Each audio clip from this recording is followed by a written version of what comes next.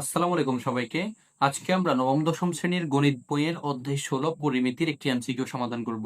তা আমাদের আজকের এমসিকিউর প্রশ্নটি হচ্ছে, একটি সমবাহু ত্রিভুজের ক্ষেত্রফল 6√3 বর্গমিটার হলে এর পরিসীমা কত?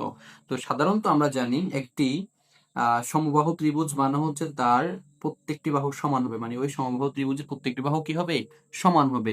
তাহলে এই যে এই বাহু এবং এই বাহু, প্রত্যেক বাহুকে যদি আমরা এর সমান ধরি, কেমন? তাহলে সমবাহু ত্রিভুজের ক্ষেত্রফল হবে √3/4 a²। এটা হচ্ছে সমবাহু ত্রিভুজের ক্ষেত্রফলের সূত্র। এবার হচ্ছে আমরা এখানে ইকুয়ালস টু লিখতে পারি কি 6√3, কারণ আমাদেরকে এখানে বলেছে যে সমবাহু ত্রিভুজের ক্ষেত্রফল 6√3, এটা আমরা এখানে লিখতে পারি। এখন এখানে হচ্ছে আমরা এই যে 4 এই পাশে কি অবস্থা আছে? ভাগ অবস্থায় আছে। যেহেতু এমসিকিউ শর্টকাটে চিন্তা করতে হবে, এখন আমি বলতে বা বুঝাইতে তোমাদেরকে একটু সময় লাগতেছে, তবে তোমরা চিন্তা করতে হবে একটু শর্টকাটে দ্রুত কিভাবে করা যায়। দেখো 4 এর পাশে কি অবস্থায়? ভাগ অবস্থা, সো পাশে গেলে গুণ। আবার √3 এর পাশে গুণ অবস্থায় পাশে গেলে ভাগ হবে। তাহলে আমরা এখানে a² লিখবো কি 6√3 ইন্টু হচ্ছে 4, কারণ 4 এখানে আসি গুণ হবে, কেমন? তারপরে √3 পাশে আসলে কি হবে? ভাগ হবে। তাহলে √3 কাটা গেলে হবে কত? এই 4 6 24 পাশে গেলে হবে রুট, তাহলে √24। তাহলে আমরা এখানে √24 করতে হবে। তো √24 করলে হচ্ছে কি, √24 করলে হবে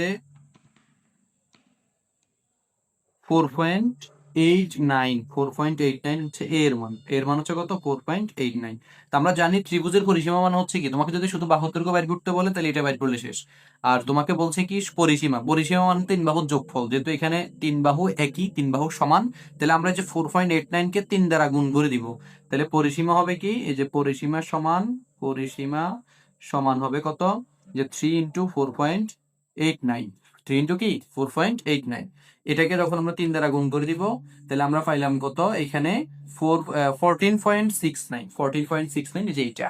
আশা করি তোমরা এই এমসিকিউটা বুঝছো। সমবাহু ত্রিভুজ সম্পর্কিত যতগুলো এমসিকিউ আসবে তোমরা করতে পারবা।